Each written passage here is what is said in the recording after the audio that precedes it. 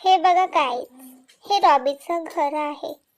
हे झाडांखाली ठेवलं आहे त्याला ऊन लागू नये म्हणून. एकदम सावलीत मस्त आरामशीर त्याला झोप लागते 10 पण रात्रीचे ना त्याला बाहेर ठेवत नाही, कारण की तो खूप ओरडत असतो, खूपच गागट करतो, त्याला अंधार हे सहनच होत नाही. म्हणून त्याला आम्ही गायींपाशी असं शेजारी ठेवतो बांधून. त्याला किती मजा वाटते हे तुम्ही बघा. बघा कसा करतोय. बापरे, पडला.